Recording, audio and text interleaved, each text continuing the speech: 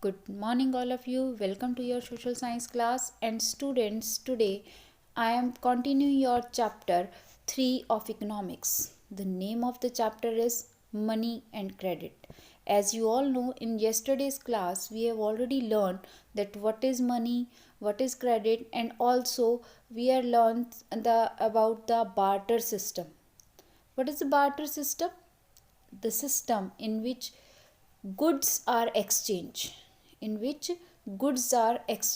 is exactly at the ancient time period we don't have money, we don't have currency, so that in that time period जब हमारे पास currency थी ही नहीं, we are using barter system to exchange the goods.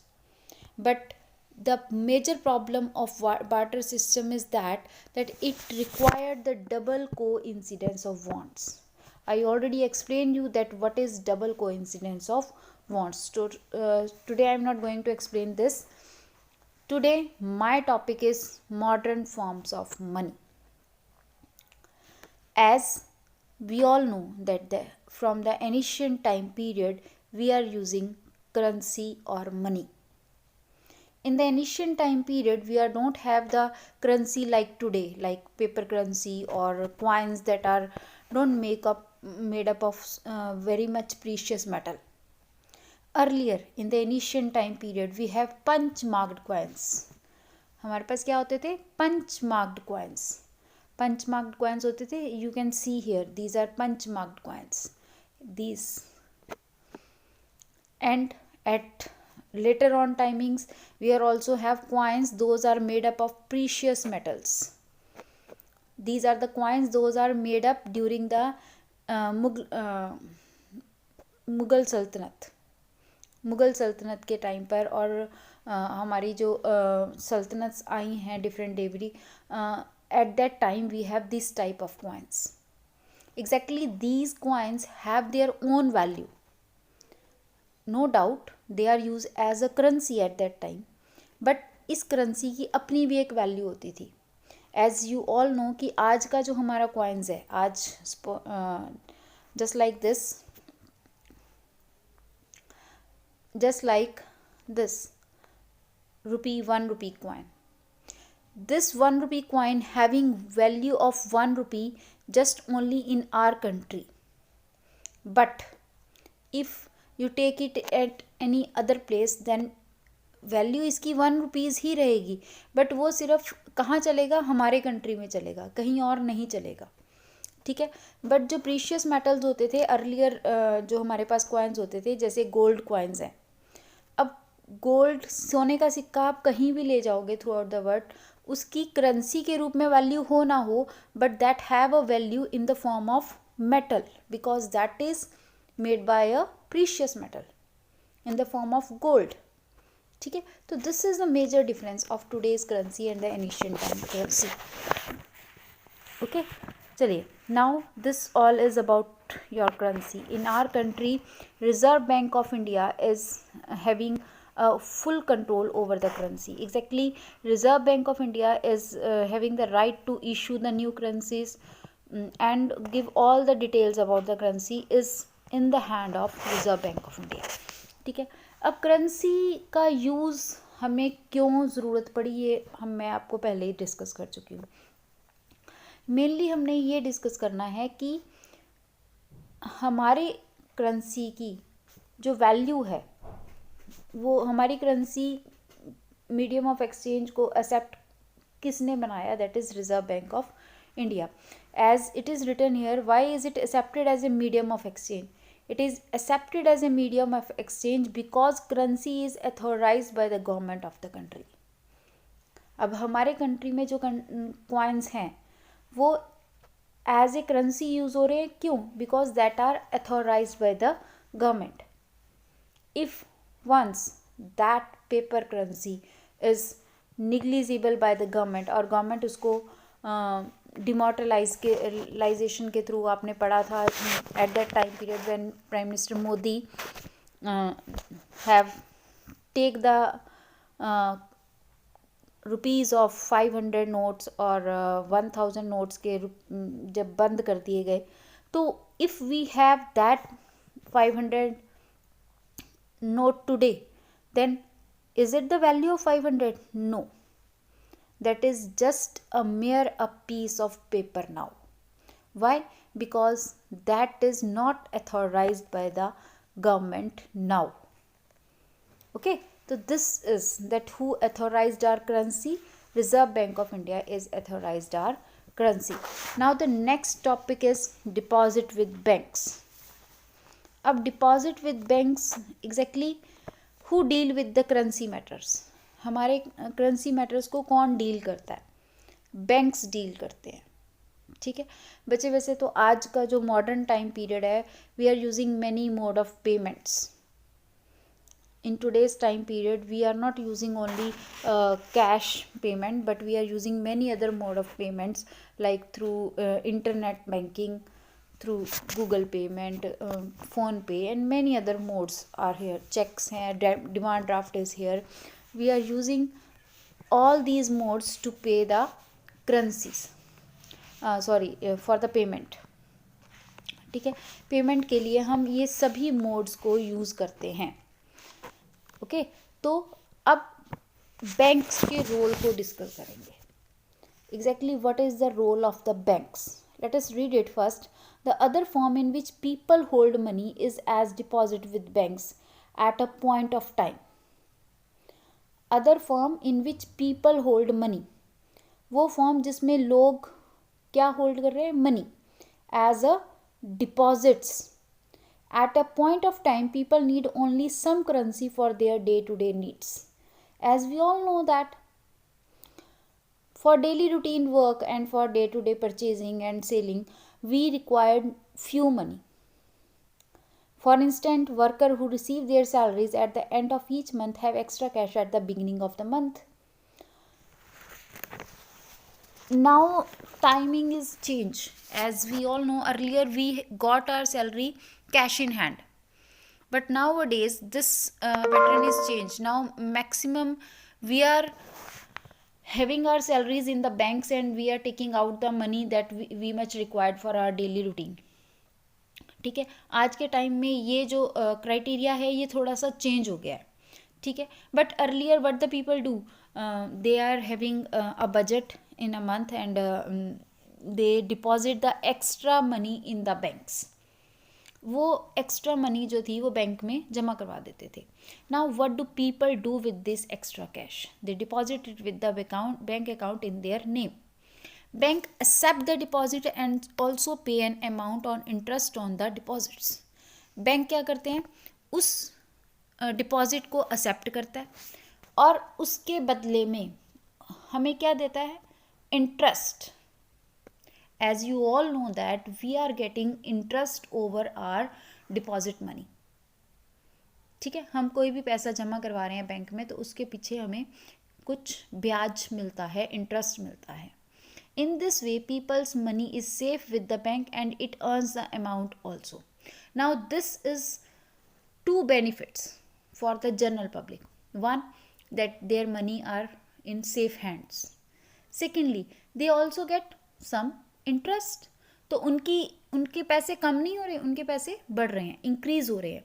But one question raises here, if bank give us money और interest on our money, then how the bank got that money? वो interest वाले पैसे bank के पास कहाँ से आते हैं? What is the source of income for the bank? Bank के लिए सोर्स ऑफ इनकम क्या है? It's a very big question. Now let us read it. Banks accept the deposit and also pay an amount as interest on the deposit. In this way, money is safe with the banks and it earns amount. People also have the provision to withdraw the money as and when they require. People के पास क्या है? Also have the money for provision to withdraw the money and when they required. अब हमारे पास क्या है? हमारे पास एक और प्रोविज़न है, that is to withdraw the money. We can withdraw the money at any time when we required. Now this withdrawal of money is become very easy with the payment of ATMs. Now 24-hour ATMs are open and we can go to any ATM and just take our cash withdrawal. That is also withdrawal. In the earlier time period, what happened? Earlier time period में we can withdraw the money through the banks only, and during working hours only. During holidays it could not be possible. During late hours it cannot be possible to withdraw the money. But आज के time में वो और भी ज़्यादा easy हो गया. और आज के टाइम में तो बच्चे पेमेंट ही बहुत ईजी हो गई है. Now because of internet the payment we maximum we are going to cashless payment.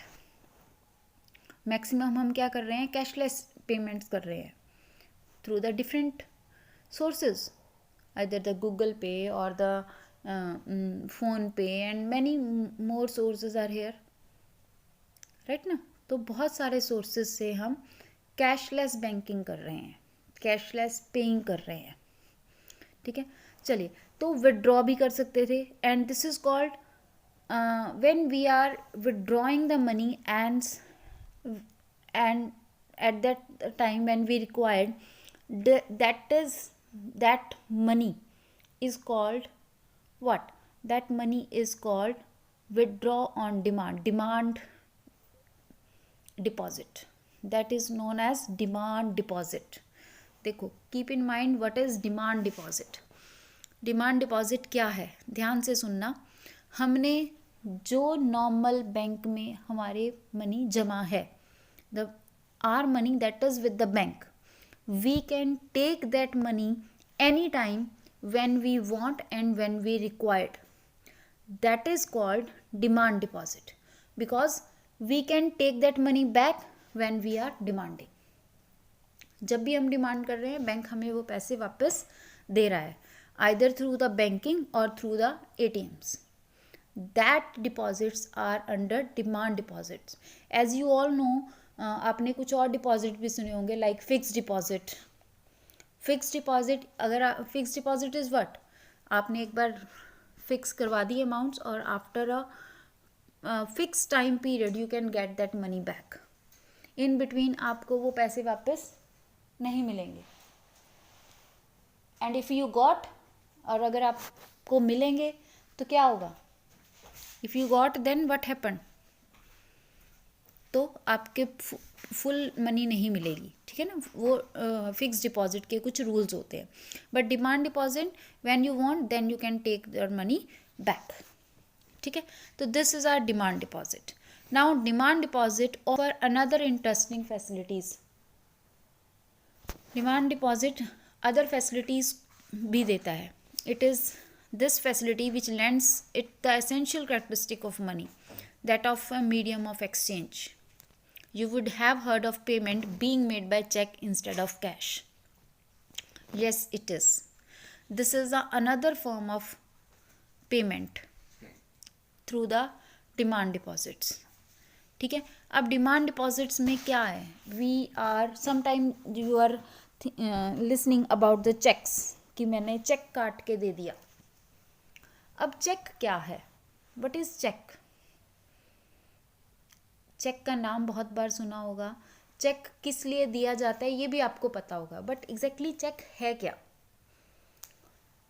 Check exactly that piece of paper, वो पीस ऑफ पेपर है that is authorised by the bank and that allowed the bank to give particular amount of money from the depositor to anyone.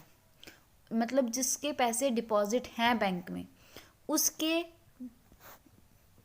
Account में से जितने का check है वो amount of money जिसको वो इशू करता है उसको उसके अकाउंट में ट्रांसफ़र कर दी जाती है. ये है चेक. ठीक है, exactly what is cheque? Here the you can see the definition of check. Just a minute. A check is a paper instructing the bank to pay a specific amount for the person's account to the person in whose name the check has been issued. This is exactly the definition of check. What is check? It is a paper. क्या है? Paper instructing the bank. Bank को instruct कर रहा है to pay a specific amount, एक specific amount पे करने के लिए फ्रॉम द पर्सन अकाउंट. कौन से पर्सन के अकाउंट से? जिसने चेक काट के दिया. To the person whose name the cheque has been issue. उस पर्सन के नाम पर जिसके नाम पर चेक को इशू किया गया है.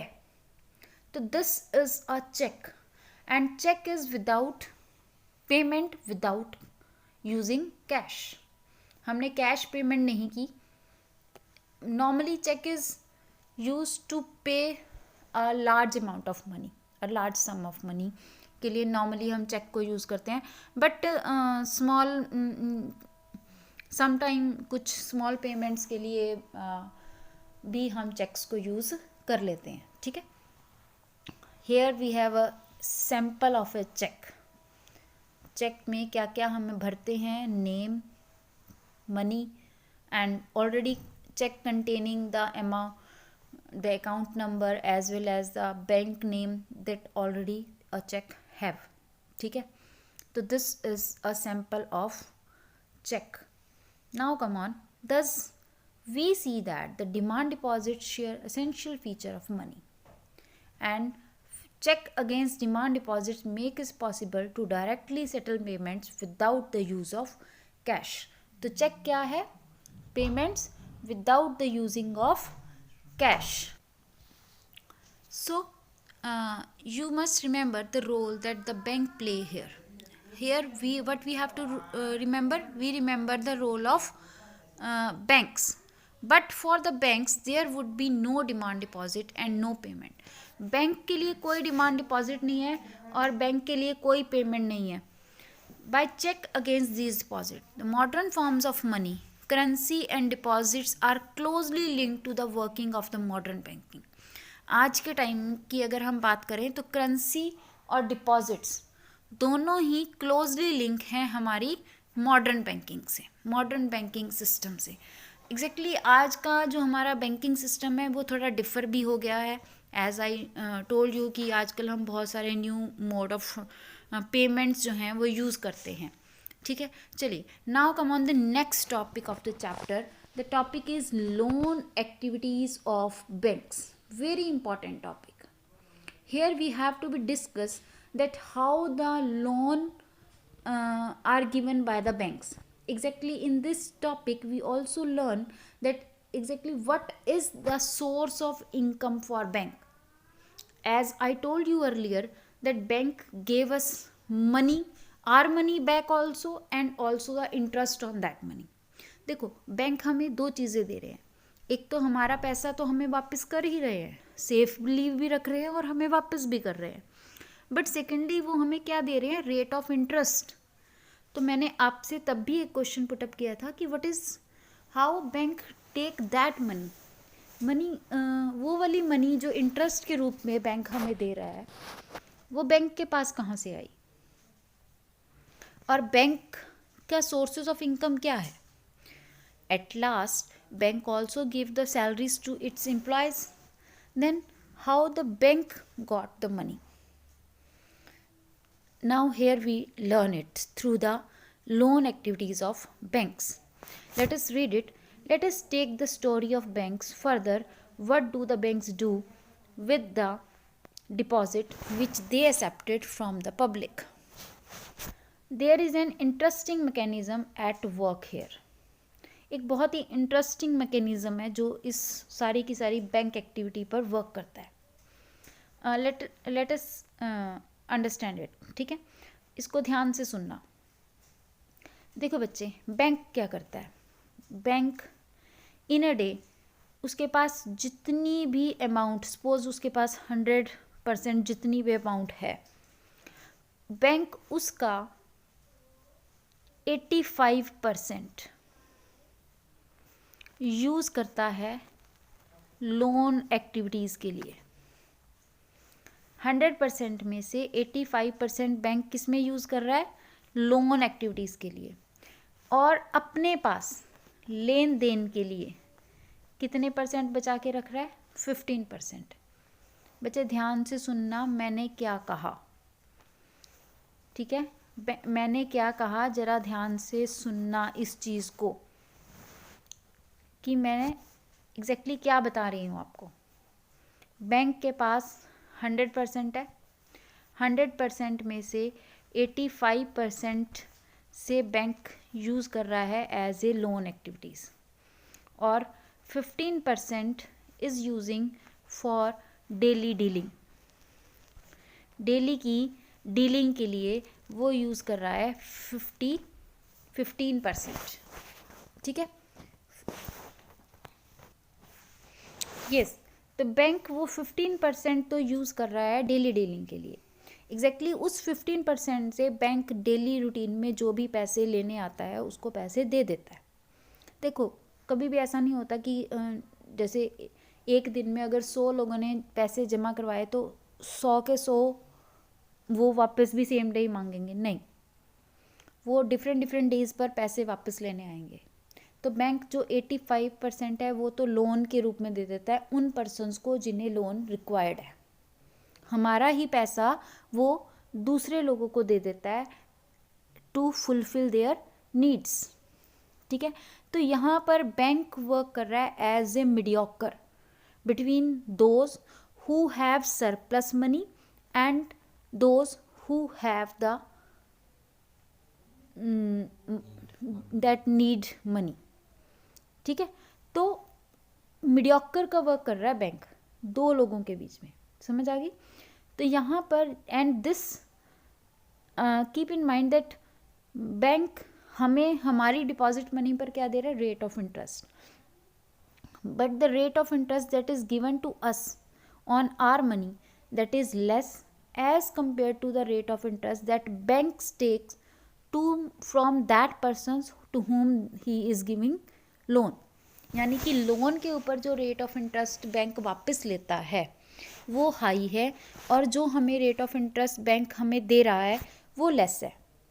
तो उस रेट ऑफ इंटरेस्ट के बीच का जो डिफरेंस है that is the source of income for bank, वो बैंक के लिए सोर्स ऑफ इनकम है। Got my point? सो तो these are our rate of interest. तो यहाँ से ये जो रेट ऑफ इंटरेस्ट के बीच का डिफरेंस है ये बैंक का सोर्स ऑफ इनकम है, ठीक है? तो there is an interesting mechanism at, so here this is the source of income for bank, ठीक है? तो यहाँ पर हमारे पास बैंक का इनकम का सोर्स पता लग गया, ठीक है? Let us read it. There is an interesting mechanism at work here. Bank keeps only a small proportion of their deposit as cash with themselves. And for example, banks in India these days hold about 50% of their deposits. Bank क्या कर रहे हैं? अपने deposit का 50% हमारे पास रख रहे हैं, ठीक है? और उस 50% में से 15% को वो किस लिए यूज़ कर रहे हैं? For giving credits,